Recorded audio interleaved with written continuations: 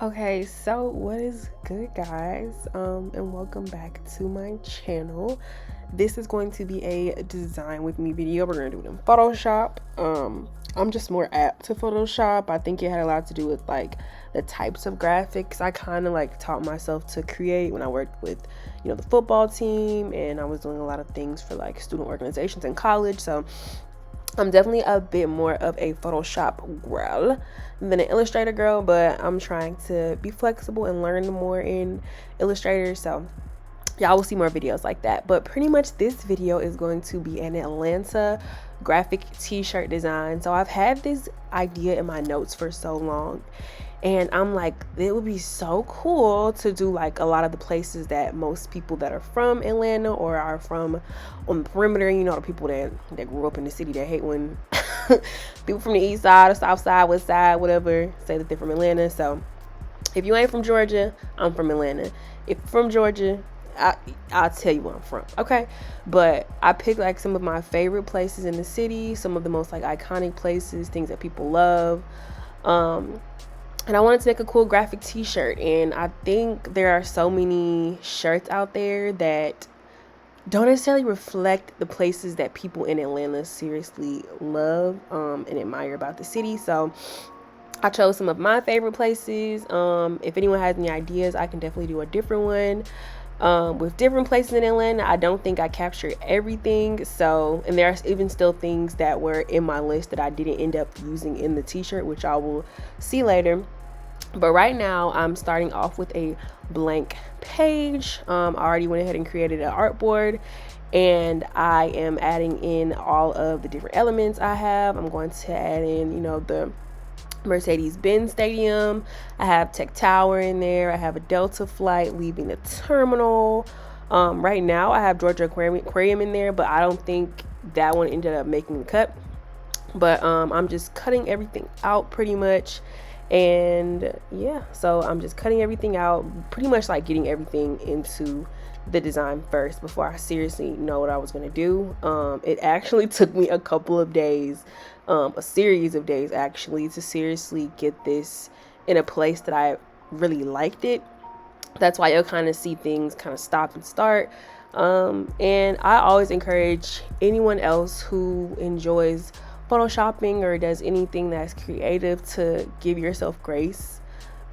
Take your time. Sometimes things don't always work the first time, but do not give up, because I love the end result and I'm so excited about what's gonna come out of it. You guys will see. And adding in Magic City, you know what I'm saying? I could have added in Blue Flame, but you know.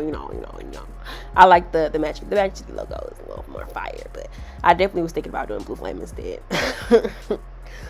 But like I was saying, don't get frustrated. Like, take your time, and when it comes to being creative or doing anything creative, or even things that are not creative, things that kind of wreck your brain that deserve problem solving, even things like coding or anything of that nature, anything that causes you to sort of wreck your brain at times, give yourself grace, step away from it, come back, and you can always find something that you like and love about it in that moment, and use that as motivation to continue to grow within your design, grow within your passion, or even help you create new ideas. Even if that first idea didn't work, you might find something else that you truly love. But do not give up, and I was determined not to give up on this shirt.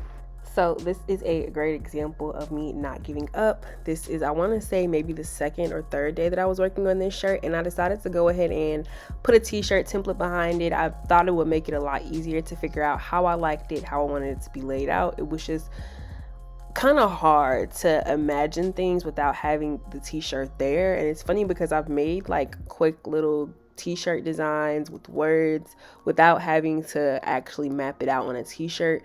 But since this design was so graphic heavy, like so visually heavy, like with the pictures, it was very difficult to just lay out by itself. So adding in that t-shirt just made things go so much better. There are certain things that I'm going to be taking in and adding in, taking out, and adding back into the shirt. So that's why things will change over the course of the next few clips, although we're already on the t-shirt, like the little quote at the bottom, like I just put in, that's not even going to end up being in the shirt. I thought it would have been cute, but I just wanted it to be kind of simple when it came to the words, since the photos are so busy. So I feel like this was seriously the moment that I had a better vision for how I wanted the shirt to actually like end up. So I started pulling the outlines, like the main outlines and colors in a lot of these photos, and like extracted them, turned up the brightness, turned up the saturation, but also left like pops of color. So like I left the pops of color for the Zestos logo and the interstate sign that you guys will eventually see. I also left kind of like that greenish tinge to the Ferris wheel. I left like some of the color on the Tech Tower, but it's not super bright just because I wanted that part to be a little bit more muted. I know you guys also probably noticed that I still have the skyline in the background, and I was trying to figure out how to make all of that work. The hardest thing with doing this shirt was the arrangement, and it's mainly because I didn't use a fucking grid. I don't know why I didn't use a grid. I just, for the longest, actually never wanted or tried to, honestly, but having a grid makes things, when it comes to layout, a lot easier. You don't have to eyeball things, you don't have to move them around a million times to actually know that your layout looks good. So that was definitely like the hardest part about making this t-shirt, was getting the alignment of everything right, getting the colors right, getting the concept together was very difficult, but y'all see how it looked. It was kind of hard. I fuck with it. But right now I'm just like cleaning up the peach image, and this is actually the peach drop. If you've ever lived in Atlanta, or you're from Atlanta, or you visited Atlanta for New Year's, that is the peach that they use at the Underground Atlanta. They do the peach drop. So I kind of took that, extracted some of the colors in the same way that I did some other things, and that was just like a better close-up of how I've been working to pull colors out of those images. And I'm going to do the same thing with the Busy Bee logo. I'm just going to cut it on out. I'm going to also make it a little bit brighter, kind of like it's glowing, just to add, like I said, another pop of color, especially since a lot of the word logos, like the Cascade sign or the Magic City, are just very simple. So I want to add a little bit of a glow to the Busy Bee sign. And Busy Bee honestly has the best soul food in Atlanta, in my opinion. Debate your mama, debate your auntie, debate your uncle, debate your cousin. Like, that's just my opinion. And I did stutter on it, and what? So here, as y'all can see, we are making a lot of progress, like so much progress. So the last, I guess not necessarily the last thing I wanted to do, but one of the things that I wanted to do before I seriously like finished arranging everything was find like a dope font that I really liked on the shirt. I kind of was going for like the vintage old school graphic tee style that a lot of people have been doing, and I'm also just a graphic t-shirt girl, so I wanted it to look super cool. I wanted it to look real, like it could be at Forever 21 or Urban Outfitters. Like, I wanted it to look really super authentic. This, honestly, really like this font as well. It just didn't necessarily kind of fit with the theme that I had in my head, and it kind of made the shirt look a little unbalanced. But you guys let me know what y'all think. If you guys like that font, let me know. And let me know what your opinion is, like based on the ones that I'm scrolling through, which ones you guys like, which ones you didn't like, and if you ended up liking the one that I actually ended up choosing. I want to say that the font that I chose was Baskersville, but I went through a lot of them, as you guys can see, but I'm pretty sure I ended up doing Baskersville. That's one of my favorite sans serif fonts, not sans serif, serif fonts. And as y'all see, I'm still going through these damn fonts. For what reason, I don't know, because it ain't that many fonts in the world.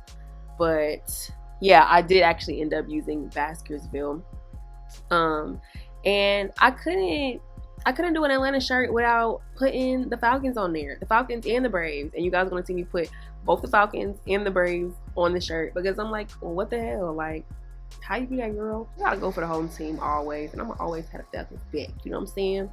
Because I'm a loyal girl. Okay, but I just pretty much just pulled the single color off of the falcon, and I'm gonna turn this white.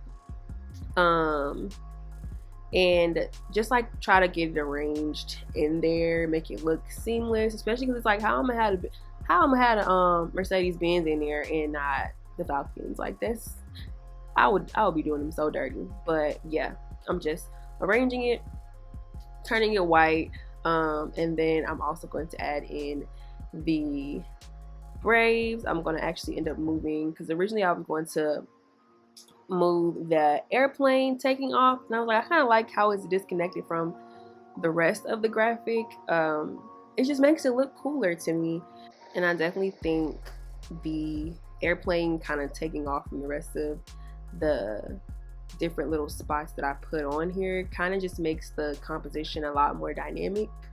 So yeah, I'm also going to do the same thing with that what's it called, the Atlanta Braves logo. I'm actually not going to turn it a single color though. I'm going to pull some of the colors off to make it look a little bit, like I said, a little bit more torn and worn. And that was kind of the look that I was going for, which is why I actually chose this t-shirt as a reference picture, because that was like the idea, the vibe that I wanted to go for, a little bit worn in grunge, like thrifted tee style, but still like old school, like rapper tee, rockstar tee vibes. So, and that's also kind of where I got the inspiration for the letters. So you guys are gonna kind of see me go through a couple of colors, and I kind of finally settled on that powder blue-ish, baby bluish color, and I think it is pulled from, you know, the Mercedes Benz and the tech colors and Cascade and Magic City.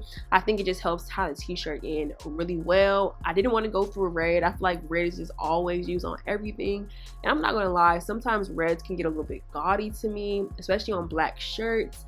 Like the black and red, sometimes it's just a little bit too much, and it can become a bit of an eyesore, honestly. So I mean, no offense, because I definitely wear black and red, but I just didn't want that vibe for this shirt. I wanted it to just feel natural and soft and fun, and not necessarily soft as in feminine, but just super relaxed yet grunged, like I said, torn and worn in. And those are like the only words I really can use in my head to describe how I wanted the t-shirt to look. But right now it's literally just me trying to get all of the arranging finished, and I'm honestly just gonna shut up and let you guys watch me finish, because I loved the finished product.